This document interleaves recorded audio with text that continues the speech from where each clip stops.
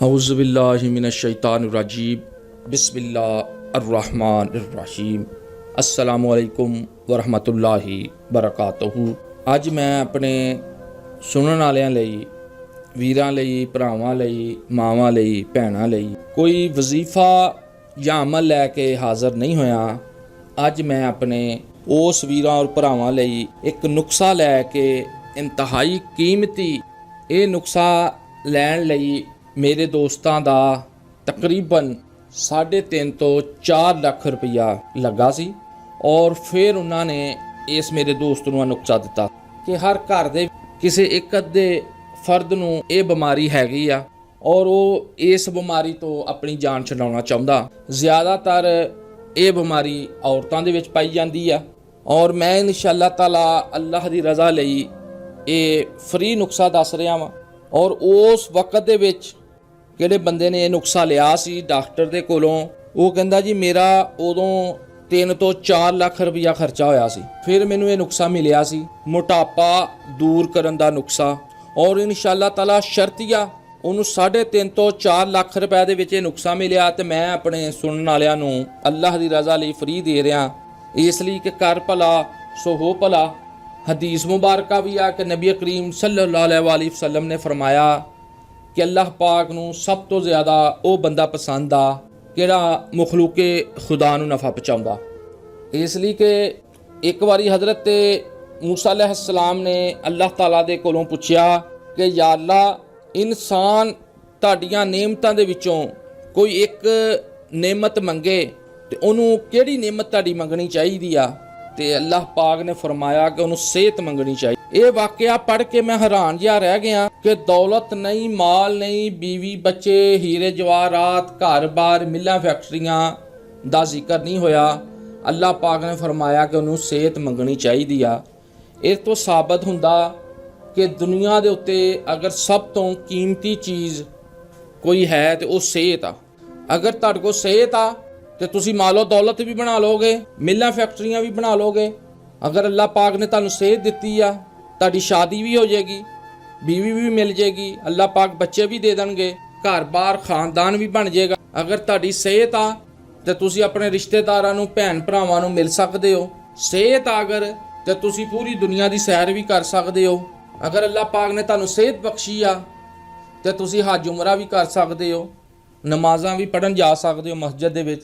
अगर सेहत नहीं, बीमार पे हो तो मालो दौलत भी तुहाडे किसे काम नहीं, बीवी बच्चे औलाद भी तुहाडे किसे काम नहीं। इसलिए सेहत अल्लाह पाक दी हज़ार नेमत नहीं, करोड़ां अरबां नेमत है। और नुकसा मैं तुहानूं दसदा कि मेरा एक दोस्त जी, उसदा कद 5.5 फुट का सी ते तकरीबन 150 किलो उसदा वजन सी। वो अपना वजन घट करना चाहुंदा सी। उन्हें बेशुमार डॉक्टरां नाल राबता किया, बेशुमार उन्हें जनाब रिपोर्टां कराइयां, दवाइयां खादियां, पैसे खर्चे और वर्जिशां भी बहुत कीतियां।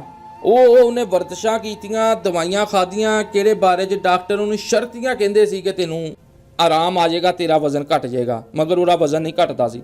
ਉਹਨੂੰ ਫਿਰ ਕਿਸੇ ਨੇ ਦੱਸਿਆ ਕਿ ਇੰਗਲੈਂਡ ਦੇ ਇੱਕ ਸ਼ਹਿਰ ਦੇ ਵਿੱਚ, ਮਾਨਚੈਸਟਰ ਦੇ ਵਿੱਚ ਇੱਕ ਡਾਕਟਰ ਬਹਿੰਦਾ ਵਾ। ਉਹ ਡਾਕਟਰ ਦਵਾਈ ਵੀ ਦਿੰਦਾ ਵਾ ਔਰ ਵਜ਼ਨ ਘੱਟ ਕਰਨ ਦੇ ਤਰੀਕੇ ਵੀ ਦੱਸਦਾ ਵਾ। ਤੂੰ ਇੱਕ ਦਫਾ ਉਹਨਾਂ ਰਾਬਤਾ ਕਰਕੇ ਦੇਖ। ਇਸ ਮੇਰੇ ਦੋਸਤ ਨੇ ਨੈਟ ਤੇ ਉਹਨਾਂ ਰਾਬਤਾ ਕੀਤਾ, ਫੋਨ ਤੇ ਰਾਬਤਾ ਕੀਤਾ। ਉਹਨੇ ਕਿਹਾ ਭਾਜੀ ਇੱਥੇ ਆਉਣਾ ਪੈਣਾ ਤੁਹਾਨੂੰ। ਜਾ ਕੇ ਮੈਂ ਡਾਕਟਰ ਨੂੰ ਦੇਖ ਕੇ ਹੈਰਾਨ ਰਹਿ ਗਿਆ ਕਿ ਉਹਦੀ ਉਸ ਵਕਤ ਉਮਰ 96 ਸਾਲ। ਉਹ ਇੱਕ ਪਤਲਾ ਜਿਹਾ ਸਮਾਰਟ ਜਿਹਾ ਬੰਦਾ ਸੀ। ਮੈਂ ਉਹਨੂੰ ਦੇਖ ਕੇ ਹੈਰਾਨ ਰਹਿ ਗਿਆ। ਮੈਂ ਉਹਨੂੰ ਜਾ ਕੇ ਦੱਸਿਆ ਕਿ ਮੈਂ ਪਾਕਿਸਤਾਨ ਦੇ ਵਿੱਚੋਂ ਸਿਰਫ ਵਜ਼ਨ ਘੱਟ ਕਰਨ ਲਈ ਜਨਾਬ ਦੇ ਕੋਲ ਤਸ਼ਰੀਫ ਲਿਆਇਆ ਵਾਂ। ਉਸ ਡਾਕਟਰ ਨੇ ਉਹਨੂੰ 2 ਤਰੀਕੇ ਦੱਸੇ। ਇੱਕ ਤਰੀਕਾ ਆ ਵਾ ਕਿ ਤੂੰ ਇੱਥੇ ਮੇਰੇ ਹਸਪਤਾਲ ਦੇ ਵਿੱਚ ਦਾਖਲ ਹੋ ਜਾ, ਮੈਂ ਤੈਨੂੰ ਮੈਡੀਸਨ ਖਵਾਉਂਦਾ ਰਹਾਂਗਾ, ਉਹਦੇ ਨਾਲ ਤੂੰ ਪਤਲਾ ਹੋ ਜਾਏਗਾ। ਮੈਂ ਤੁਹਾਨੂੰ ਐਸੀ ਟ੍ਰੇਨਿੰਗ ਵੀ ਕਰਵਾਉਂਗਾ ਔਰ ਦਵਾਈ ਵੀ ਦੇਵਾਂਗਾ ਕਿੰਨਾ ਤੁਸੀਂ ਪਤਲੇ ਹੋ ਜਾਓਗੇ ਔਰ ਦੁਬਾਰਾ ਮੋਟਾਪਾ ਤੁਹਾਡੇ 'ਤੇ ਨਹੀਂ ਆਏਗਾ। ਇਸ ਤੋਂ ਇਲਾਵਾ ਉਹਨੇ ਕਿਹਾ ਮੈਂ ਤੁਹਾਨੂੰ 2 ਗੁਰ ਦੀਆਂ ਗੱਲਾਂ ਦੱਸਾਂਗਾ ਕਿ ਇਹਦੇ ਨਾਲ ਤੁਹਾਡਾ ਵਜ਼ਨ ਘੱਟ ਹੋ ਜਾਏਗਾ, ਕਮ ਹੋ ਜਾਏਗਾ ਔਰ ਦੁਬਾਰਾ ਤੁਹਾਨੂੰ ਮੋਟਾਪਾ ਨਹੀਂ ਆਏਗਾ। अगर तुसी ये 2 नुस्खे लैके मेरे को चले जाओ, 2 गल्लां लैके ते पाकिस्तान जाके भी अगर तुसी करो तो वजन तुहाडा घट हो जाएगा।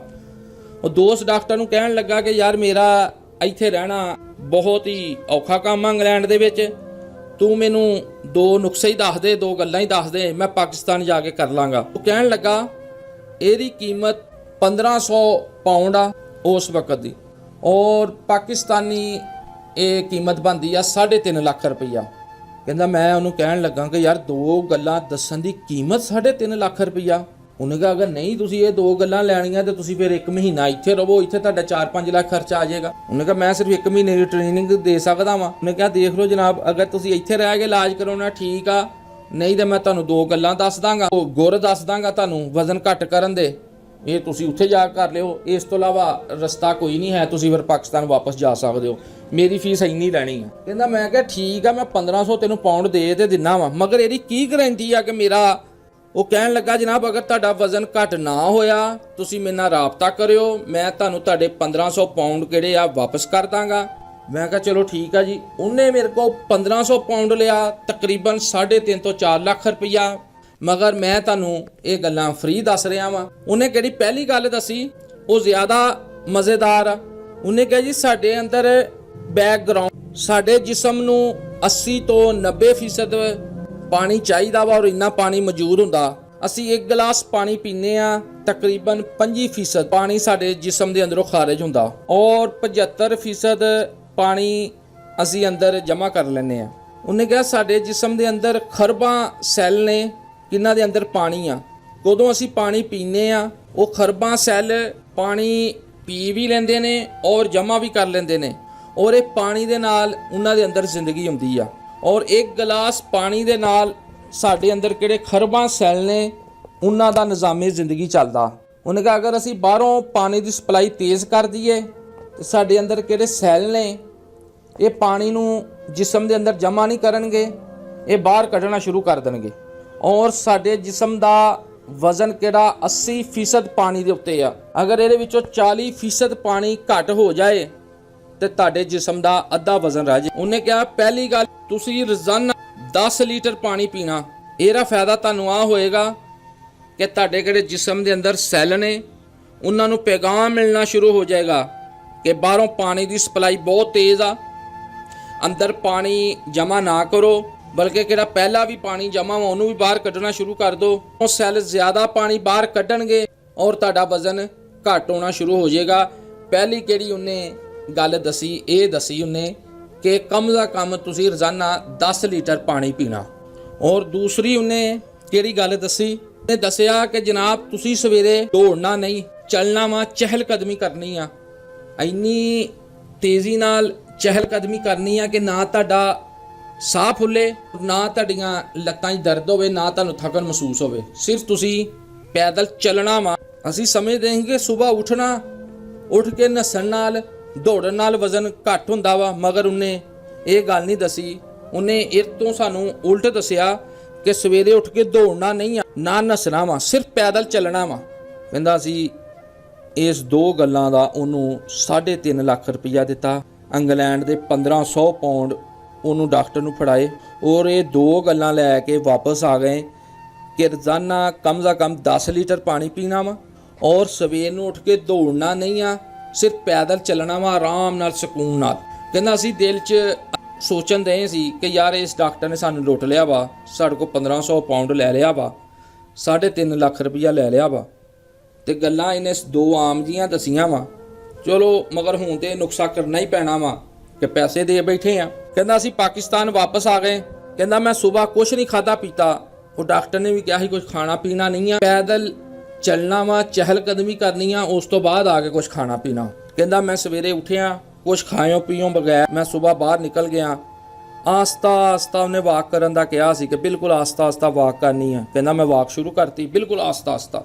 ਕਹਿੰਦਾ ਤਕਰੀਬਨ 10 ਦਿਨ ਦੇ ਬਾਅਦ, 10 ਦਿਨ ਤੋਂ ਬਾਅਦ ਕਹਿੰਦਾ ਮੇਰੀ ਪੈਂਟ ਦੀ ਬੈਲਟ ਢਿੱਲੀ ਹੋ ਗਈ। ਕਹਿੰਦਾ ਮੈਂ ਔਰ ਤੋਂ ਅੰਦਾਜ਼ਾ ਲਾਇਆ ਕਿ ਵਾਕਈ ਮੇਰਾ ਵਜ਼ਨ ਘੱਟ ਹੋਣ ਦਿਆ ਵਾ। ਦਵਾਈ ਕੋਈ ਨਹੀਂ ਖਾਧੀ, ਮੈਡੀਸਨ ਕੋਈ ਨਹੀਂ ਖਾਧੀ, ਸਿਰਫ ਆਰਾਮ ਨਾਲ ਚੱਲਣ ਨਾਲ, ਪੈਦਲ ਚੱਲਣ ਨਾਲ ਮੇਰਾ ਵਜ਼ਨ ਘੱਟ ਹੋ ਗਿਆ, ਮੇਰੀ ਪੈਂਟ ਦੀ ਬੈਲਟ ਢਿੱਲੀ ਹੋ ਗਈ। ਕਹਿੰਦਾ ਉਸ ਤੋਂ ਬਾਅਦ ਮੈਂ ਉਹਨੇ ਕਿਹੜੀ ਪਾਣੀ ਵਾਲੀ ਗੱਲ ਦੱਸੀ ਸੀ ਉਹ 'ਤੇ ਅਮਲ ਕਰਨਾ ਸ਼ੁਰੂ ਕਰਤਾ। ਕਹਿੰਦਾ 20 ਦਿਨਾਂ ਦੇ ਵਿੱਚ ਮੇਰਾ ਵਜ਼ਨ 20 ਤੋਂ 25 ਕਿਲੋ ਘੱਟ ਹੋ ਗਿਆ। ਕਹਿੰਦਾ 2 ਮਹੀਨੇ ਦੇ ਅੰਦਰ ਅੰਦਰ ਮੈਂ ਪਤਲਾ ਹੋ ਗਿਆ ਔਰ ਮੇਰਾ ਵਜ਼ਨ 65 ਕਿਲੋ ਗ੍ਰਾਮ ਰਹਿ ਗਿਆ। ਔਰ ਇਸ ਤੋਂ ਬਾਅਦ ਕਹਿੰਦਾ ਮੇਰਾ ਵਜ਼ਨ ਕਦੀ ਨਹੀਂ ਵਧਿਆ। ਔਰ ਮੈਂ ਆਪਣੇ ਸੁਣਨ ਵਾਲਿਆਂ ਨੂੰ, ਬੀਬੀਆਂ ਨੂੰ, ਭੈਣਾਂ ਨੂੰ, ਭਰਾਵਾਂ ਨੂੰ ਕਹਾਂਗਾ ਕਿ ਕਮ ਸੇ ਕਮ ਤੁਸੀਂ ਵੀ 1 ਮਹੀਨਾ ਜਾਂ 2 ਮਹੀਨੇ ਅਮਲ ਕਰਕੇ ਦੇਖੋ। ਬਿਲਕੁਲ ਫ੍ਰੀ ਨੁਕਸਾ ਦੇਤਾ। ਉਸ ਵਕਤ 'ਚ ਉਹਨਾਂ ਦਾ 3.5 ਤੋਂ 4 ਲੱਖ ਰੁਪਇਆ ਲੱਗਾ ਸੀ ਇਹ ਨੁਕਸਾ ਲੈਣ ਲਈ। ਇੰਗਲੈਂਡ ਵੀ ਗਏ, ਟਿਕਟਾਂ, ਜਹਾਜ਼ ਦੇ ਖਰਚੇ, ਰੋਟੀ ਪਾਣੀ, ਰਿਹਾਇਸ਼ਾਂ ਲਹਿਦਾ। ਸਿਰਫ ਡਾਕਟਰ ਨੇ ਕਿਹੜਾ ਉਹਨਾਂ ਕੋਲ ਲਿਆ 3.5 ਤੋਂ 4 ਲੱਖ ਰੁਪਇਆ ਲਿਆ, ਸਿਰਫ ਇਹ ਗੱਲ ਦੱਸਣ ਦਾ ਕਿ ਰੋਜ਼ਾਨਾ ਤੁਸੀਂ 10 ਲੀਟਰ ਪਾਣੀ ਪੀਣਾ ਵਾ ਔਰ ਦੌੜਨਾ ਨਹੀਂ ਆ, ਭੱਜਣਾ ਨਹੀਂ ਆ, ਸਿਰਫ ਆਰਾਮ ਨਾਲ ਵਾਕ ਕਰਨੀ ਆ, ਚਹਿਲ ਕਦਮੀ ਕਰਨੀ ਆ। ਅੱਧਾ ਘੰਟਾ ਕਰ ਲਓ, ਪੌਣਾ ਘੰਟਾ ਕਰ ਲਓ, ਘੰਟਾ ਕਰ ਲਓ। ਕਹਿੰਦਾ ਇਹ ਡਾਕਟਰ ਦੀਆਂ ਮੈਂ 2 ਗੱਲਾਂ ਦੇ ਅਮਲ ਕੀਤਾ।